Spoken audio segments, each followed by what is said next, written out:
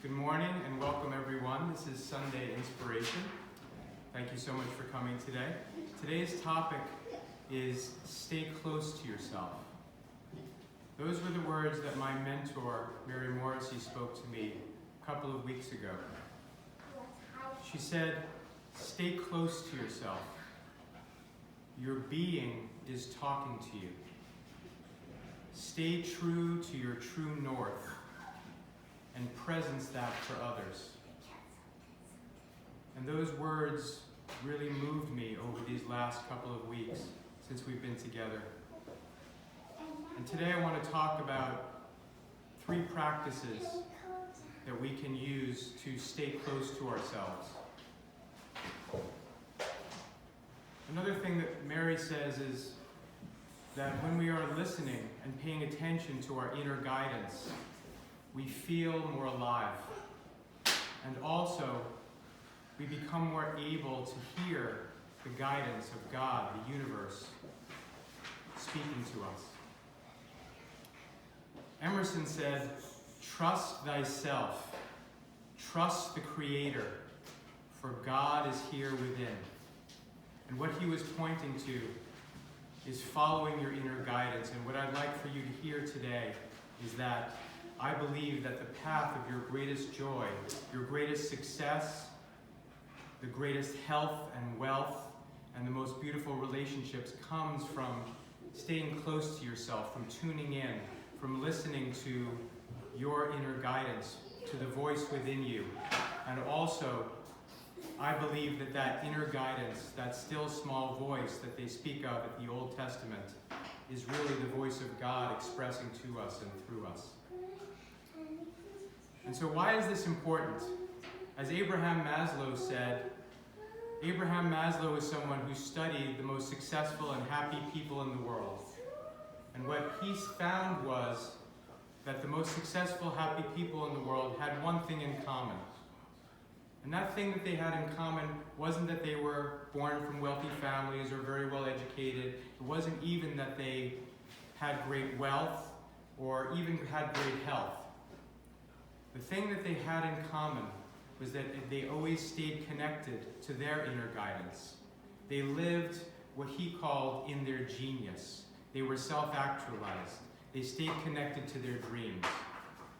And they never did what most people do, that he said, who don't live in their genius. They never traded in their genius and their inner guidance for external approval. They never traded in the voice of God within them for the approval of other people. In a related study on genius, they found out that at the age of 2 years old, 98% of us are living in our genius. But by the age of 5 years old, only 20%. So 79% of people lose connection to their inner guidance and their genius between the age of 2 and the age of 5 years old. And then by the age of 20 years old, only 2% of us are living in our genius. Why? Because we've lost connection with ourselves, with our inner guidance. We have not stayed close to ourselves. And I'll say for myself, I spent a lifetime until the last few years trading in inner guidance for external approval. I was what you might call a lifetime people pleaser.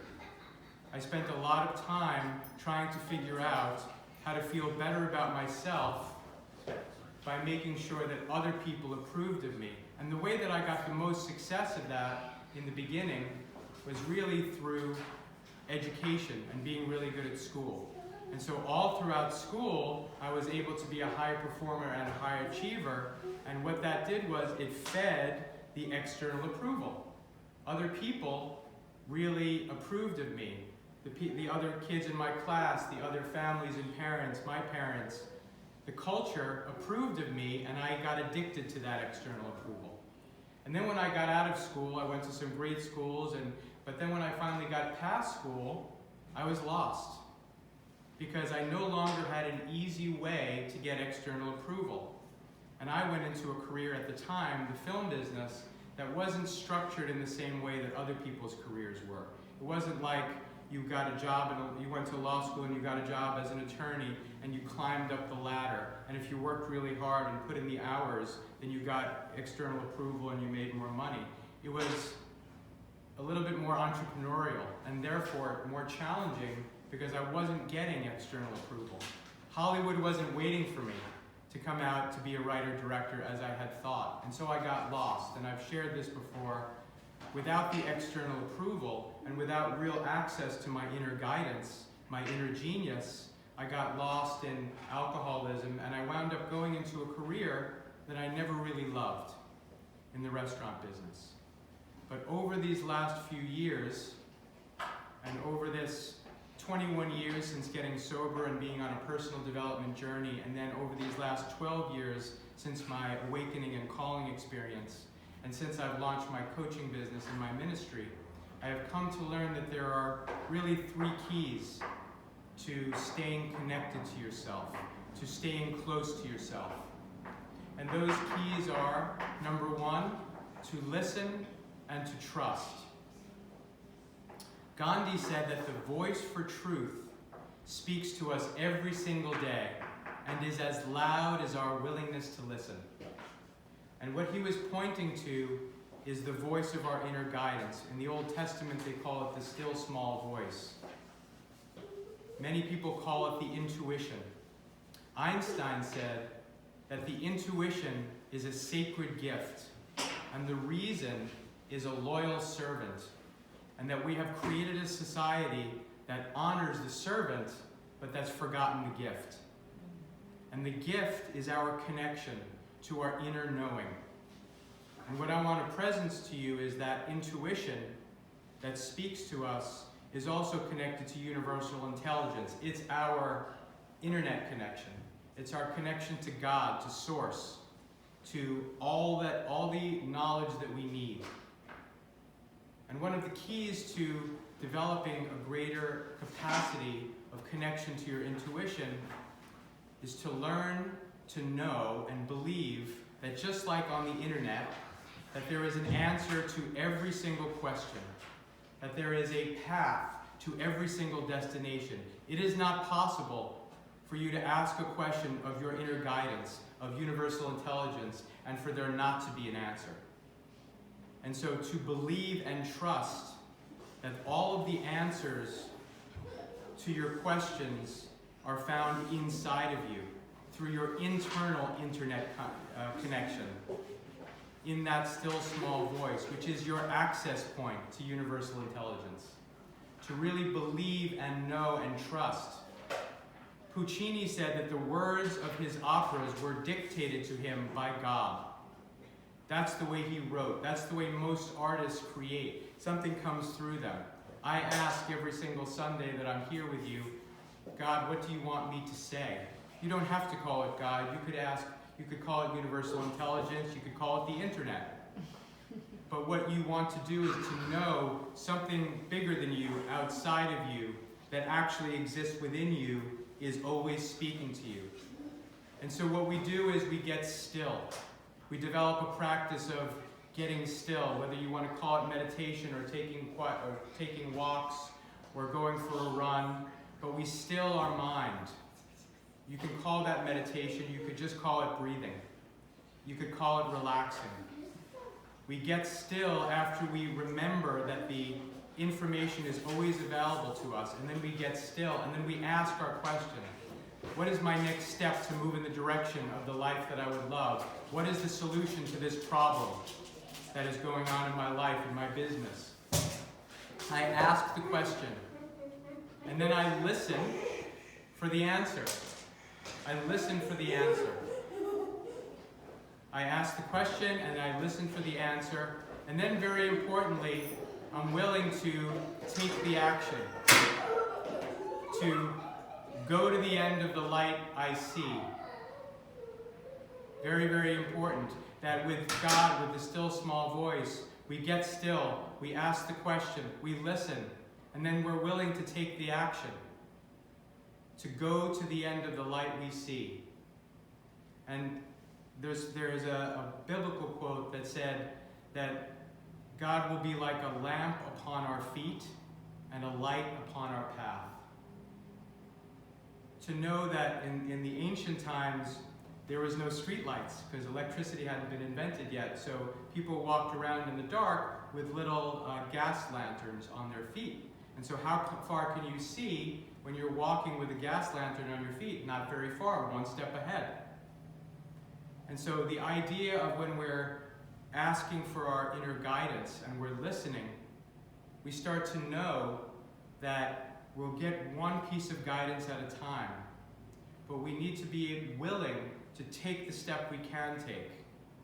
We need to be willing to follow our inner guidance and to go as far as that inner guidance takes us.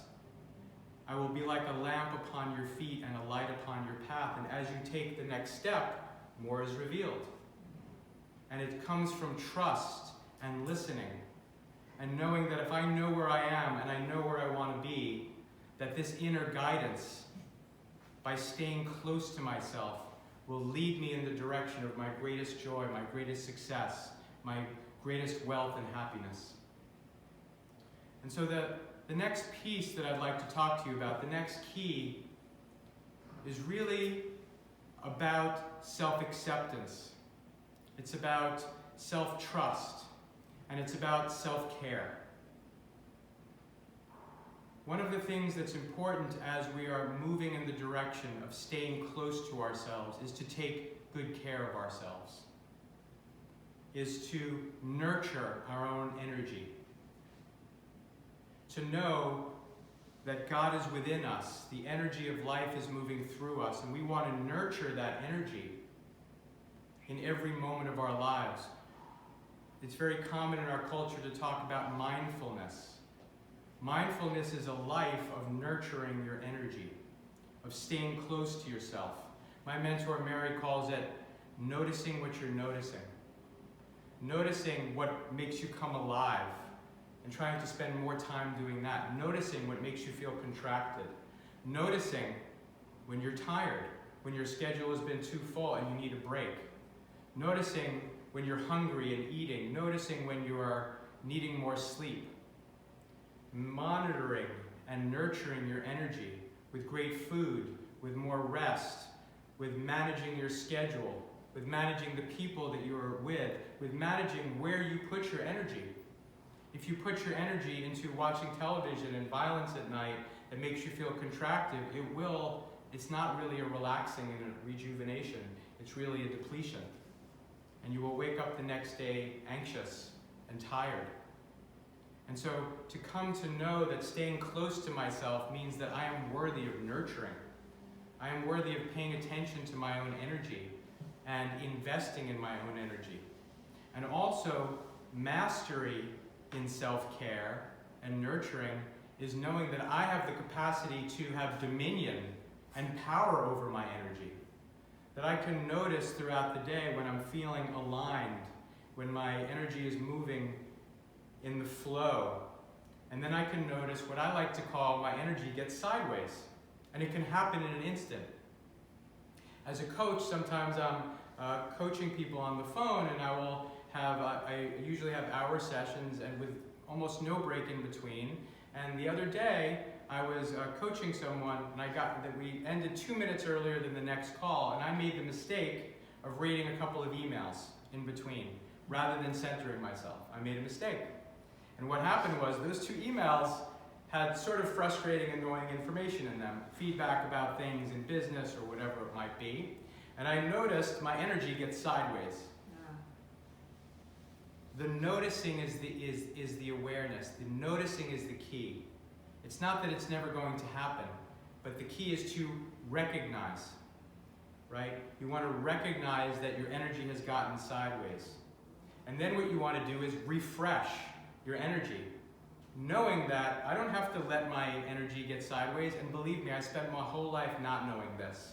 But I have come to know that I can refresh and repattern my energy before the next call starts, and it doesn't have to take more than 2 minutes. But I didn't used to know that. What I would used to have done is been sideways and then get on the next call sideways, and then hope for my sidewaysness to get vertical, to get up, to get flowing, of its own accord. right? But I didn't know that I had the capacity to have dominion over my energy. I didn't know that I could, as my mentor Mary says, command my energy. Right? We are sons and daughters of the Most High God. Don't you know ye not that ye are kings, is what the Bible tells us. We have dominion over our energy. We can decide, I want my energy to be flowing. And we do that by recognizing, refreshing with some deep breaths, and repatterning, which is taking that negative thought and changing it into a positive thought. I'm so happy and grateful now that my family is thriving, my business is thriving, my ministry is thriving. And in that instance, I can take my mind off of my problem and put it on my vision. And because of the results formula, which we've studied, our thoughts generate feelings. My thought, a better feeling thought, generates a better feeling, and all of a sudden my energy is moving in the right direction. So we stay close to ourselves, and we nurture our own energy through self-care. And then the third key today that I wanted to share with you today is self-love. Self-love and self-appreciation. One of the most important elements of the transformational journey, of the spiritual journey, is the development of our capacity to love ourselves. Too many people, myself included, spend their entire lives seeking their love outside of themselves. I had a client yesterday, highly successful entrepreneur, making millions of dollars, 2 divorces, always thinking that his love and his approval and his acceptance was outside of himself. I spent my whole life that way until my late 40s. Until we learn to love and nurture ourselves, we are not a person who has to whom more shall be given in the area of love. And we will put our love, our success, outside of ourselves, and we'll always be seeking. And when we're seeking from lack, we don't get more abundance, we only get more lack. And we never find it. And it's never enough success, never enough money, never enough approval, never enough love from outside of ourselves. And so the ability to love ourselves, to love the inner child within us, to love ourselves maybe the way the people in our lives were not able to love us. So there is a famous myth story that I just want to share with you briefly today. And it's about King Arthur and Sir Gawain, who was his trusted knight. So King Arthur and Sir Gawain were approached one day riding their horses on a hunt by a troll, an evil troll. And the troll told them that unless they could answer this riddle, and again, this is all metaphor, and I'm going to share the meaning of this metaphor. Unless they could answer this riddle, that he was going to kill the king, and that the king was going to be dead within 1 year. He was going to give them 1 year to answer the riddle. And the question was, what do women want? A question men and women have been asking throughout time. And this is an allegory for a deeper meaning, which I'll share with you at the end. And so they spend 364 days journeying around the kingdom, especially Sir Gawain, the trusted knight, trying to find the answer to what do women want. And he goes here and there, asks experts, interviews people, but he knows he has never been able to find the answer to that question. And he's getting desperate because it's only 1 more day until his king and the whole land is threatened. And so what he does is he enters the dark forest. And so this is symbolic that oftentimes we get desperate. We have challenging situations. We don't know the answers to the questions of how to move in the direction of a life we love, of more wealth, of more health, of better relationships. And sometimes we get desperate. We try to figure it out with our common hour thinking and ask questions and go to the usual places. But what this story is starting to tell us is we have to go deeper. The dark forest means being willing to go to the darker places, the deeper places within us. And so in this dark forest, Sir Gawain comes upon a hideously ugly woman. She has pockmarked skin, she has matted hair, she has food all over her clothing. And he comes upon her and says, "Madam, I'm looking for the answer to this question." And she interrupts him and says, "I know what you're asking. That's my cousin. My cousin's been asking people this question for forever, and no one ever found the answer. What do women want?" And he says, "Yes, can you tell me?" And she says, "I'll tell you under one condition. You have to marry me publicly. You have to marry me publicly and take me to bed with you." And so Sir Gawain is a dutiful knight, and he's willing to do whatever it takes. And so Sir Gawain marries, and it's the last day. They have no time. So they quickly arrange a wedding, a public ceremony, and Sir Gawain publicly marries this woman. And then that evening in the bedchamber, she asks him, "So, are you going to give me a kiss?" And Sir Gawain says, "Yes, I will give you a kiss." And he gives her a tender, loving kiss. And she said, "You have broken half of the spell. Oh my God, that I'm going to be a beautiful." So she becomes transformed into a beautiful princess, right? "You've broken the spell." And then she says, "But that's only half the spell. So I want to ask you, I can only be the beautiful princess half of the time. So you tell me, knight, my husband, would you like me to be beautiful during the day when we're out in public, or beautiful at night when we're home just the two of us?" Wow. And Sir Gawain,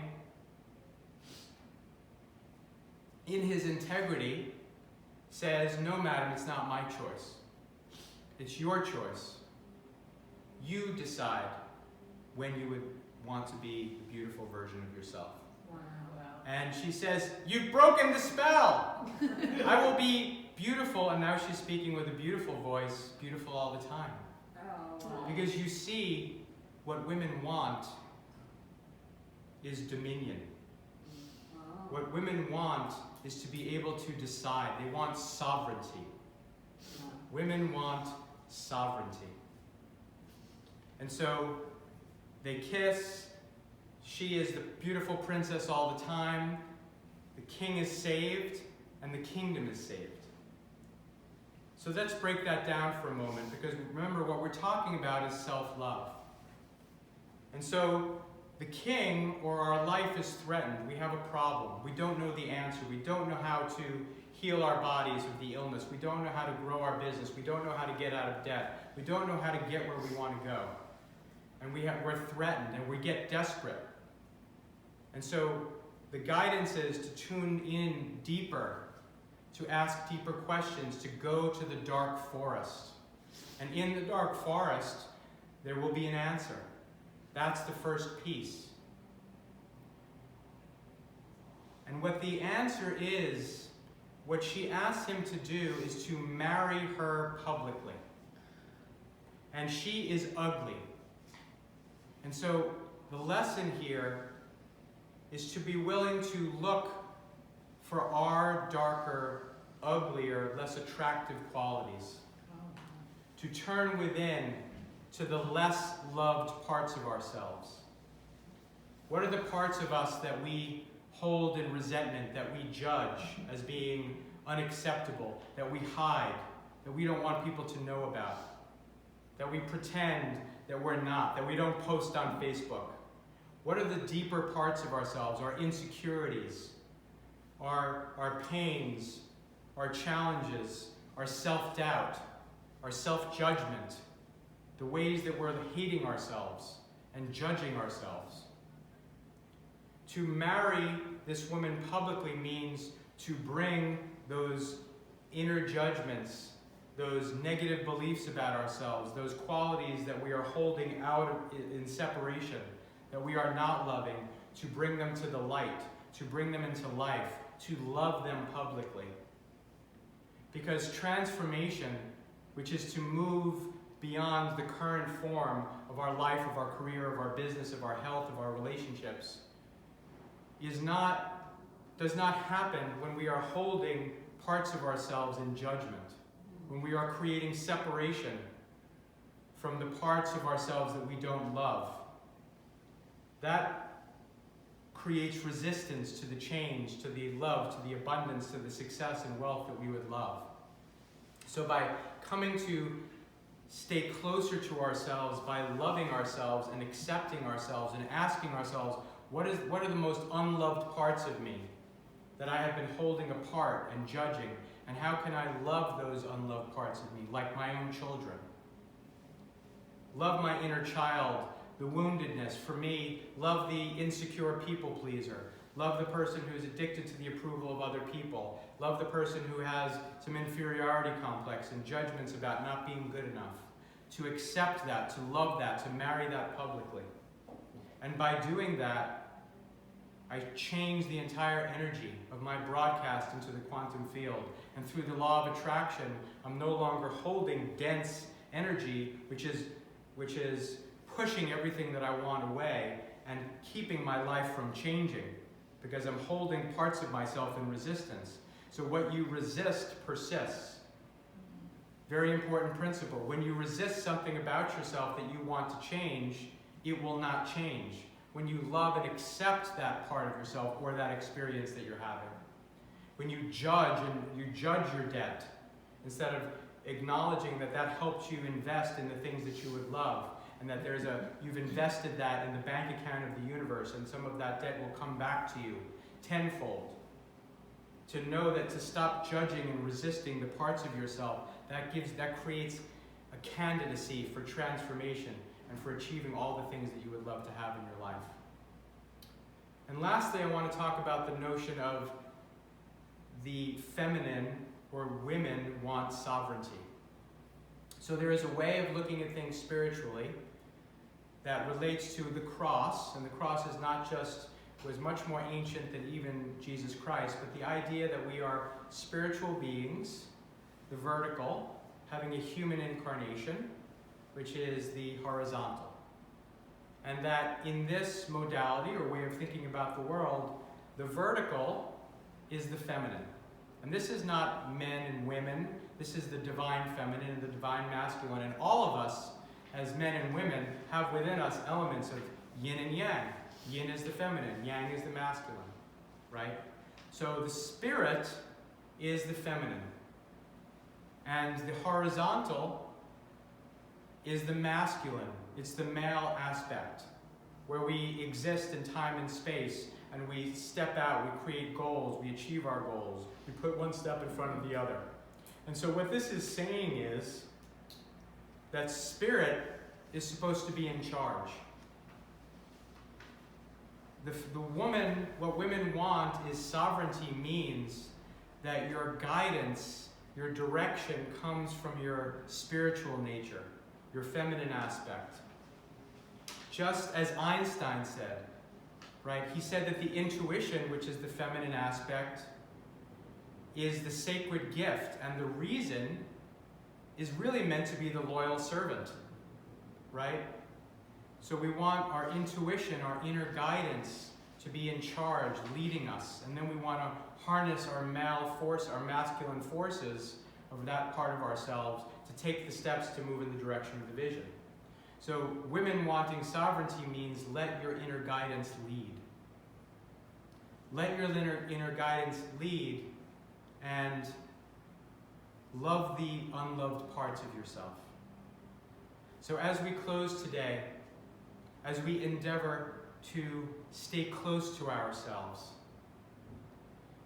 we know that the three main ways that we can do that are, number one, to listen to our inner guidance and to trust that guidance and to follow that inner guidance.